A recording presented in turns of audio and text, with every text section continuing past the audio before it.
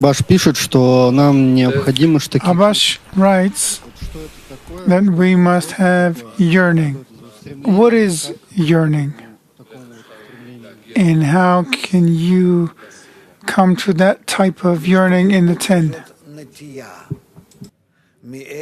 Longing is a tendency, an intention, an inclination beyond the desire.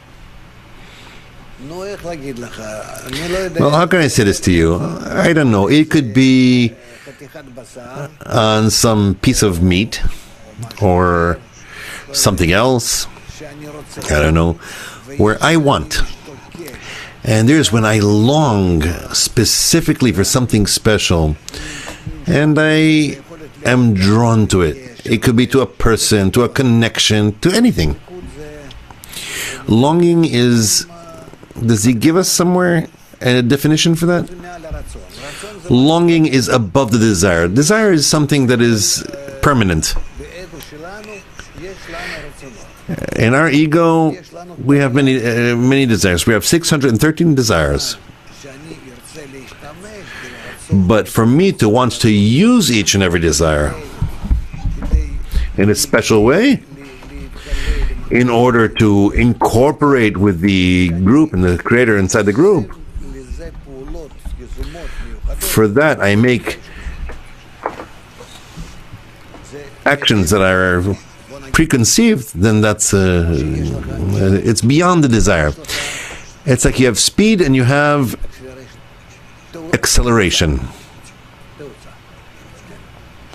Yes, where you're adding from yourself, of your own, and that's called hastening times, where we're in a process. The process will happen like it or not, but if it will happen on its own, it's called the way of suffering, through blows, meaning that nature is pressuring us and we're advancing, just like we see with the whole world. But if we talk about how we will, let's say, Bnei Baruch, or there are others where they start the spiritual work, that's called longing, where we develop more of a desire than nature gives us. Of course, we're given opportunities, and by one helping his friend, can come to a state where we hasten the times, hurry up the times. That's called longing. More, Moscow?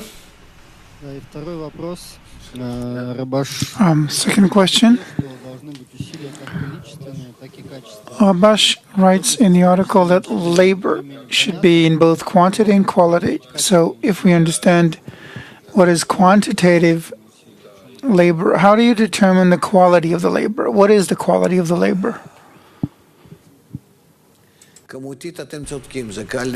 Quantitative, you're right. It's easy to measure because we're operating in time, and then according to hours or the number of people that are in connection, we can measure our exertion. But the quality of the exertion totally depends on the torments and the sufferings. That's how it's measured. So as the more I'm drawn from within me, from my lack, from my longing, from my sorrow that I have, and put it all into the exertion, then accordingly the exertion is measured in a qualitative, more or less qualitative manner. More, Moscow?